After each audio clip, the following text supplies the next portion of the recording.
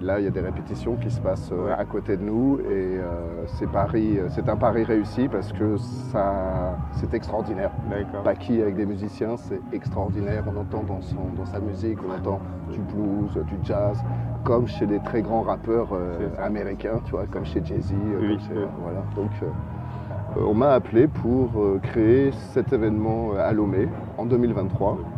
Et dès la première édition, en fait, il s'est avéré que ce festival a trouvé sa place dans le tissu culturel de Lomé.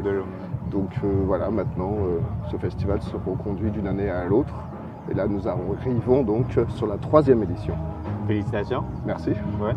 Et ce qui m'intrigue, moi, c'est le nom Afropéenne. Pourquoi Afropéenne? Alors, en fait, si on a réussi à monter ce festival en faisant des concerts gratuits, Oui. je tiens à le dire, pour que Gratuit, tout le monde puisse participer, c'est ouvert à tout le monde, Oui. c'est parce que nous avons la chance d'avoir un financement de la délégation de l'Union européenne au Togo. Ok. Et donc, il y a d'abord ça. Les financements viennent de cette délégation dans une sorte de consortium qu'ils ont appelé Togo Créatif. Togo Créatif, les artistes de Lomé connaissent très très bien parce que ça finance plein de choses, aussi bien dans le théâtre, dans la danse que dans la musique. Voilà. Et moi j'ai travaillé pendant longtemps aussi, en produisant des musiciens, surtout congolais. Et par exemple, le dernier groupe que j'ai produit, Kokoko, c'est un musicien français avec des musiciens congolais. Et en fait, je me suis toujours intéressé à ces musiques un peu qu'on voit de plus en plus, qui mélangent les genres, qui mélangent les cultures, qui mélangent les histoires.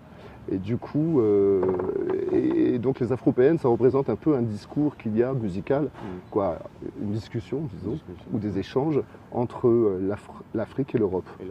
D'un point de vue culturel, la politique, en mixage s'y intéresse culturel. pas. Voilà. La politique et la culture. Voilà. Mais dans la culture, tout le monde peut s'entendre, échanger. Et puis, tout le monde s'inspire de tout le monde. Donc, c'est ça qui donne les Afropéennes. Et du coup, ce qui donne aussi une ligne un peu éditoriale aux musiciens qui sont programmés. Donc, tous les groupes que vous allez découvrir pendant les Afropéennes, ils ont tous une histoire. Alors il y en a certains parce ils sont de la diaspora d'Europe, d'autres parce qu'ils travaillent, ils ont monté des groupes où il y a un Belge ou un Allemand ou des Allemands et puis des Sénégalais par exemple, où il y a une chanteuse qui va faire l'ouverture